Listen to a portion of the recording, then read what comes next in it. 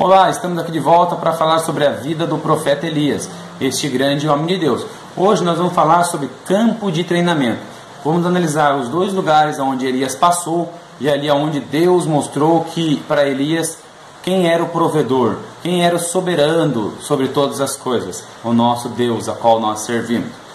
Elias é apresentado ao rei Acabe, como está escrito em 1 Reis capítulo 17. Logo após Elias ali falar para o rei que não ia chover durante anos, segundo a palavra do próprio Elias, Deus leva Elias ao ribeiro de Querite. Vimos isso lá no versículo 2 e 3, onde diz a voz do Senhor que fala: saia daí e te esconde, e se esconde lá no ribeiro de Querite. Lá já ordenei que os corvos te sustentem com pão e carne, e você vai beber do ribeiro. Elias obedece à voz do Senhor. Por que o Senhor levou Elias até Querite? Querite no hebraico significa corte, significa separar da medida correta. Analisando o texto anterior, onde Elias se apresenta ao rei Acabe, Elias ele é um homem muito ousado. Ele era um homem que tinha intimidade com Deus.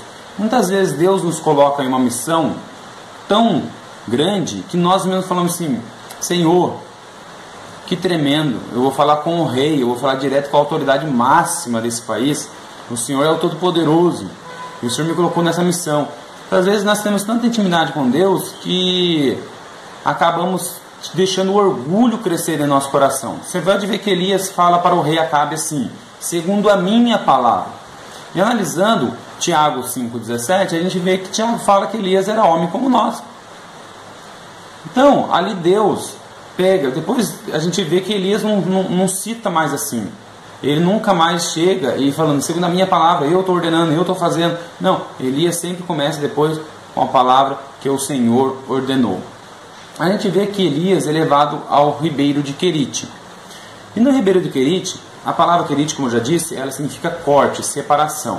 Então Deus vai lá cortar o seu servo, Deus vai separar o seu servo, vai colocar ele na medida correta, vai colocar Elias no seu lugar correto, falar: Elias, é aqui, olha, quem manda sou eu. Elias, eu sou o provedor. Elias, eu vou mostrar para você que quem está no comando de tudo que sou eu. Olha aqui como que eu faço, olha como que eu lido, eu sustento, eu te ajudo, eu te coloco, eu te dou as ordens. Aí Elias vai até o vale, até o ribeiro de Querite. Chegando lá, Elias é sustentado pelos corvos com pão e carne durante a manhã, e ao anoitecer ele bebe do ribeiro. Só que o fato interessante aqui é que Elias não foi passar um final de semana no vale, no ribeiro de Querite. E segundo aqui eu pesquisei, este riacho ele se secava durante o verão. Segundo os viajantes, era uma ravina muito selvagem, as piores daquela região. Então a gente vê que era um riacho de inverno. No verão ele se secava. E a gente vê também que é uma ravina selvagem, é um lugar silvestre, é um lugar de difícil acesso. E Deus fala para Elias: fique por lá durante algum tempo. Não determine se vai ficar 1 ano, 2 anos, se ele vai ficar ali 1 semana. Mas o Senhor fala: vai para lá e fica lá, até que eu te ordene que saia de lá. Então Elias ele confia totalmente no Senhor. Ele se coloca totalmente na dependência de Deus e obedece à voz do Senhor. O que nós notamos hoje em dia, que estamos vendo hoje, no tempo atual que estamos vendo, é que as pessoas correm atrás do milagre, mas não correm atrás do milagroso. Isso eu vi uma pregação hoje de manhã do pastor Hernandes Dias Lopes, onde ele fala isso aí. Ele fala assim que as pessoas, hoje as igrejas estão lotadas, correndo atrás de milagre, correndo atrás de promessa, correndo atrás de bênção, correndo atrás de emprego, correndo atrás de providência, e não conhece o provedor, não corre atrás do provedor. E aqui Deus leva Elias até Querite para mostrar que não devemos depender das nossas providências, mas sim do nosso provedor. Não devemos contar com as provisões, mas sim com o provedor. Elias ele é sustentado por corvos, ele bebe água do riacho, e chega um momento que o riacho se seca. Qual é o riacho de Querite que está secando em sua vida? Será que é uma doença que você está tratando? Será que é o desemprego? Será que é o marido, a esposa, os filhos, o trabalho? qual é o tipo de querite que você está enfrentando. Vimos que para Elias foi ali, a falta da água. Vimos para que o nosso Senhor Jesus Cristo foi o Getsemane, onde ele ia enfrentar ali a morte para nos salvar.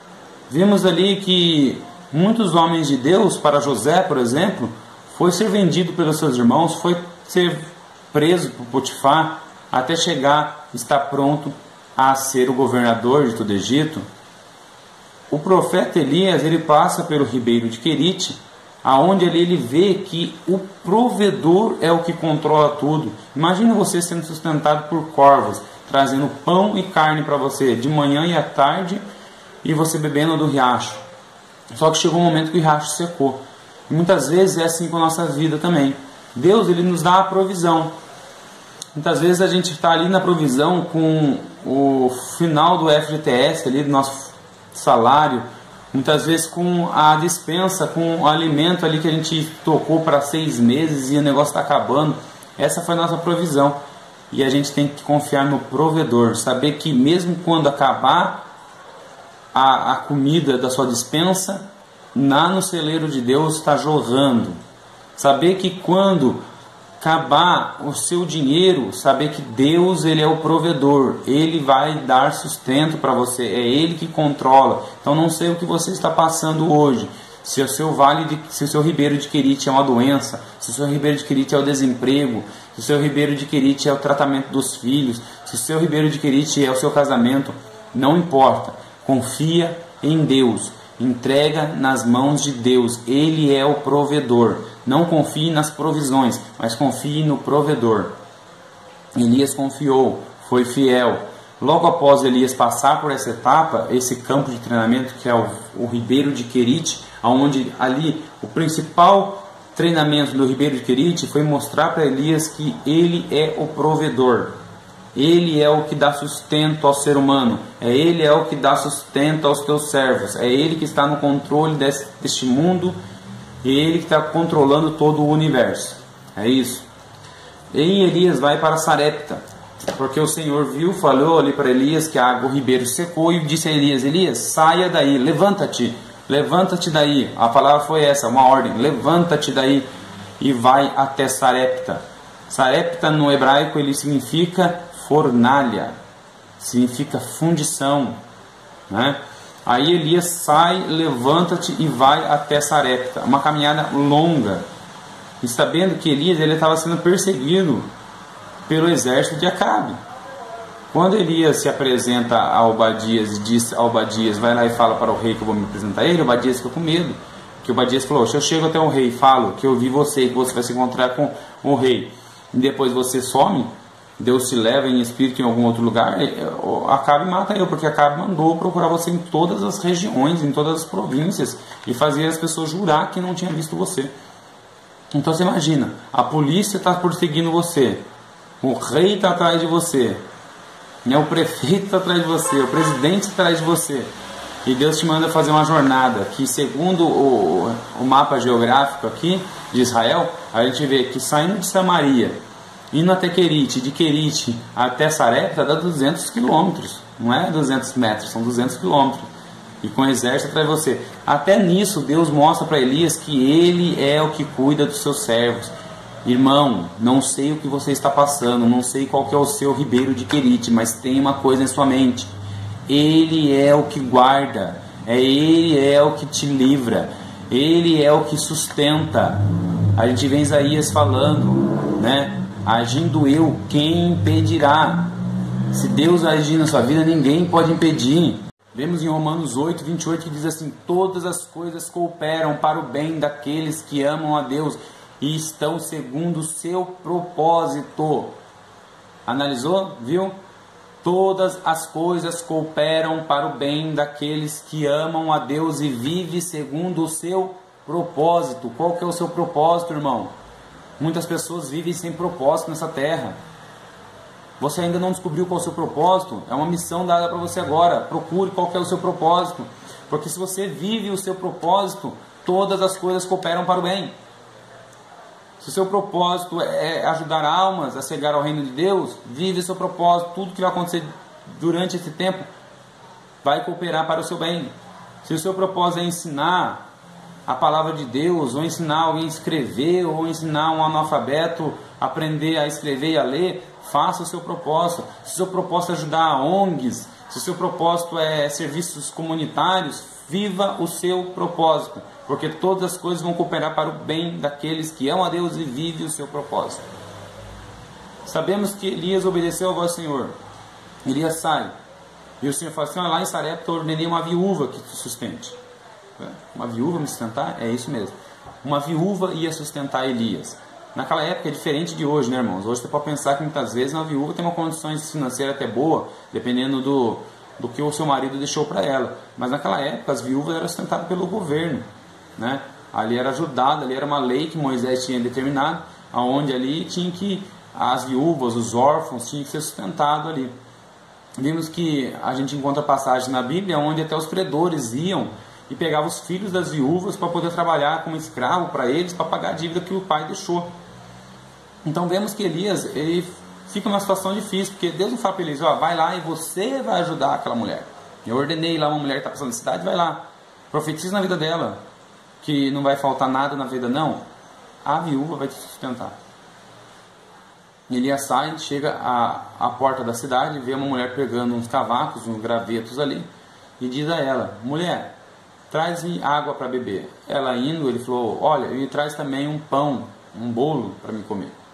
Aí ela volta, e a gente vê aqui registrado, aqui no capítulo 17 e no versículo 12, ela respondeu a ela: tão certo como vive o Senhor, o teu Deus, não tenho nem bolo, senão somente um punhado de farinha numa panela e um pouco de azeite na botija. E vês aqui para apanhar um cavaco, voltar para mim e para meu filho, a fim de comermos e morrermos. Imagina, você chega no local onde Deus te ordenou, e Deus fala assim: essa mulher vai te sustentar. Uma viúva. Você chega nessa viúva e fala para ela: me traz uma água e um pão. Ela vai falar assim: olha, esse é meu último alimento que eu vou fazer. Vou fazer para mim e meu filho e vamos esperar a morte. Aí Deus usa o seu profeta para falar para ela: não temas.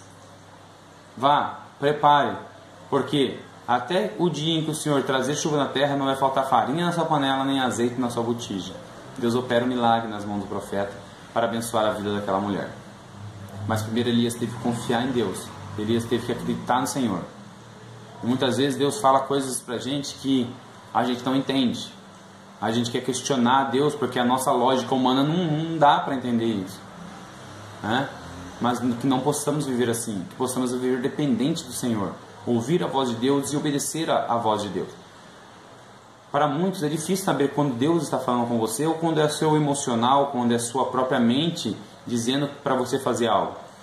Um fator bem interessante que a gente tem que analisar para ver se é Deus falando na nossa vida, a primeira coisa que tem que analisar é olhar para você mesmo. Você é uma pessoa que vive na presença de Deus em oração? Você é uma pessoa que constantemente está estudando a palavra de Deus? Você é uma pessoa que constantemente está fazendo jejum, está buscando a Deus em oração, em meditação? Se você não tem essas características, dificilmente é Deus que está falando com você. Talvez seja sua emoção agindo, falando para você: faça isso, faça aquilo, haja dessa forma, e você vai lá e faz e não dá certo. Mas quando você é uma pessoa que vive em oração, que busca a palavra de Deus, medita da palavra de Deus, tem contato com Deus, o Espírito Santo de Deus que habita em nós, ele nos fala, ele nos dá confiança para agir e seguir fazendo a vontade de Deus. Pode ver que Elias ele podia pensar: mas Senhor, eu fiz tudo conforme o Senhor pediu, eu fui até Acabe, profetizei, eu fiz isso e agora eu estou aqui nesse ribeiro, bebendo água do ribeiro, sendo sustentado por corvos, e agora o Senhor me manda aqui numa cidade para... É interessante que ele foi para Sidom, né? Em Sidom, ali em Sarepta, né? Fica em Sidom. Sidom, para entender, vamos analisar aqui agora. Sidom é o reinado onde o pai de Jezabel, que é a mulher de Acabe, que é a adoradora a Baal, é o rei. Etibaal é o nome dele, né? Vemos lá em 1 Reis 16 que Etibaal, pai de Jezabel, rei dos Sidonitas, do Sidom. Então Deus, olha você ver como que Deus faz. Deus desafia o Baal, que é o deus da fertilidade, que é o deus da colheita. Deus desafia ele, faz parar a chuva, faz parar tudo, e tira seu servo, coloca seu servo no ribeiro de Querite, no campo de treinamento. Aí ele passa por essa etapa e agora Deus manda ele lá na casa do Baal. Deus manda ele lá em Sidom e fazer esse milagre, que a farinha não faltou na panela daquela mulher, nem o azeite na botija. Dentro da casa dos sidonitas, dentro da casa de Baal, Deus leva o teu servo e fala: está vendo aqui, ó, não precisa de chuva para ter farinha, não precisa de orvalho para ter azeite, eu faço multiplicar do nada. Entendeu, irmão? Entendeu isso? A farinha não faltou, nem o azeite acabou, e eles comeram e beberam durante toda aquela seca, porque Deus não precisa que caia chuva do céu para que tenha farinha. Deus não precisa fazer cair chuva do céu para que o azeite apareça.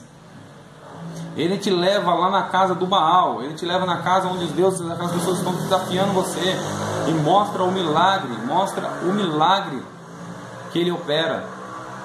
A chuva não caiu, nem o orvalho caiu, mas a farinha não faltou, o azeite não faltou. Muitas vezes você está passando por uma dificuldade, uma situação difícil, onde seu último orçamento já está acabando, sua última reserva já está acabando, mas Deus não precisa de nada disso. Deus, ele é Deus de milagres, ele é Deus do impossível. Como diz Jeremias, haveria alguma coisa impossível para Deus que ele não possa fazer? Ele é o Criador do universo, ele criou tudo do nada, então para Deus nada é impossível.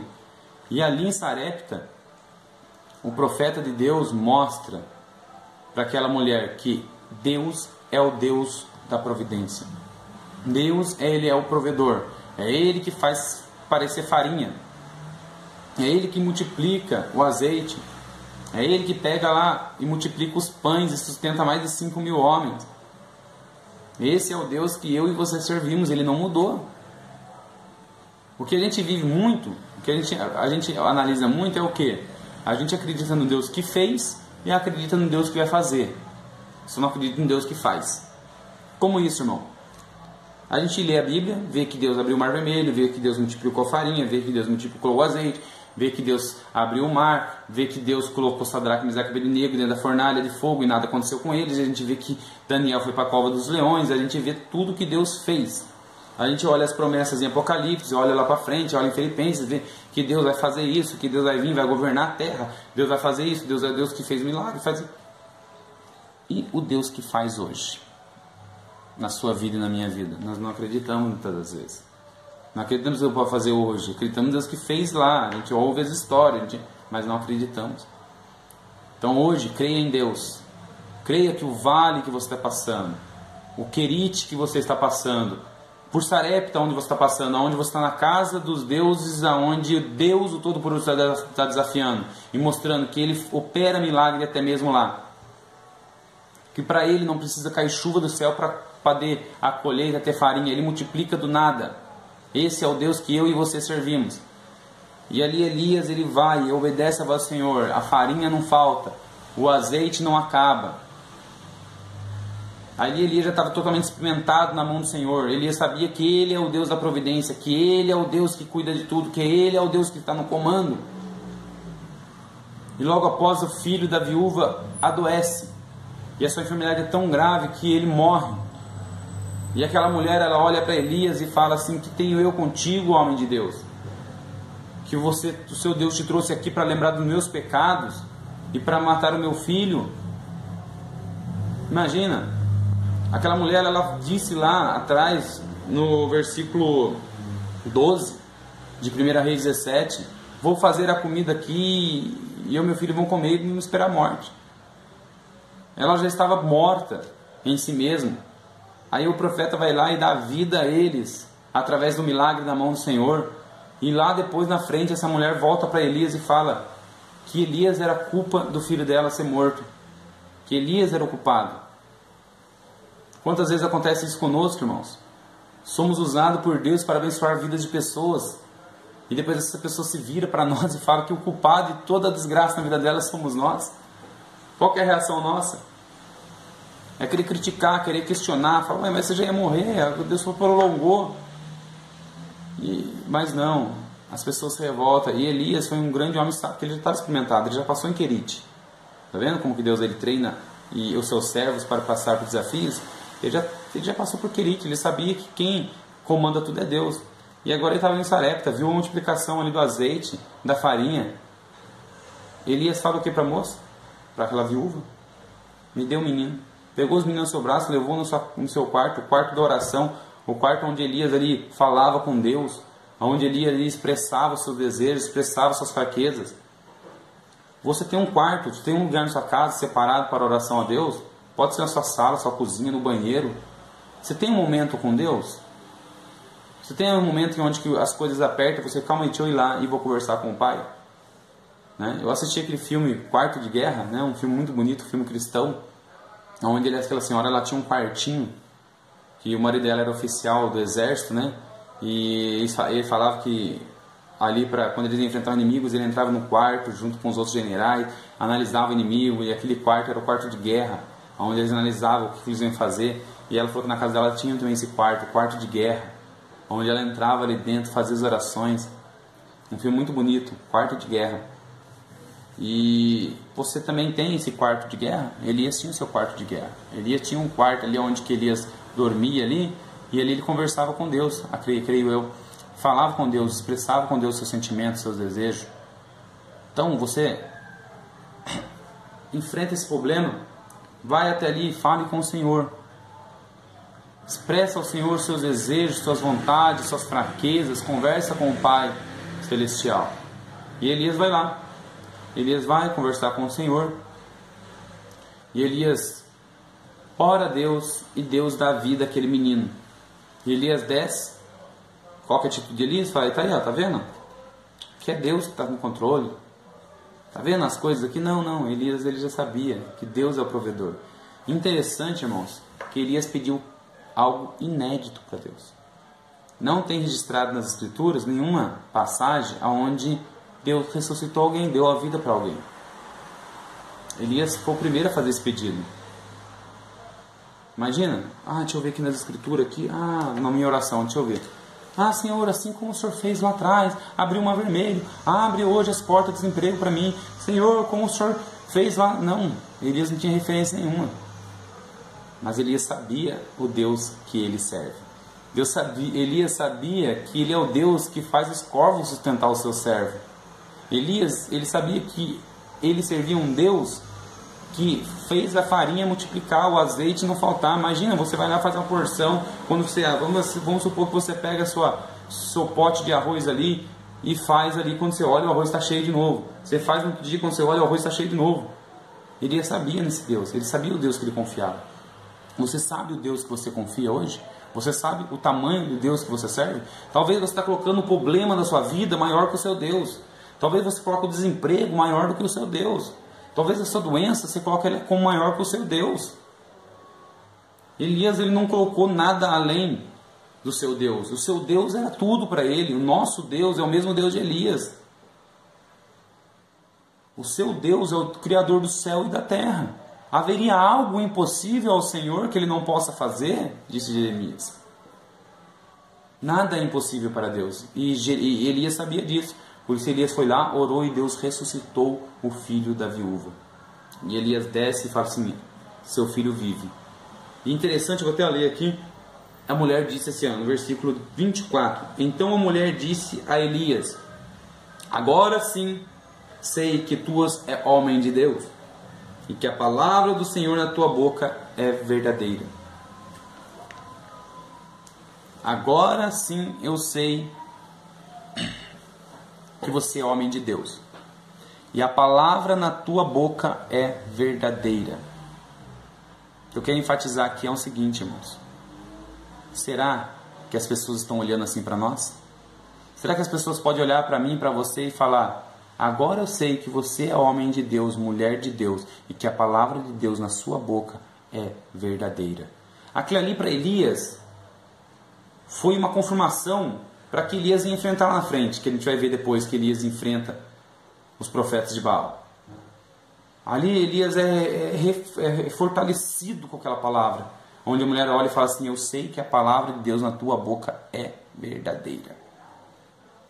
Para nós concluir, irmãos, não importa o vale que você está passando, não importa o ribeiro de Querite que você está passando, se é saúde, se é desemprego, se é filho, se é casamento, o que seja.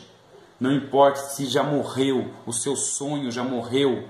Não importa se você acha que aquele projeto que você tem para sua vida já acabou, já morreu. Não, Deus está ressuscitando hoje.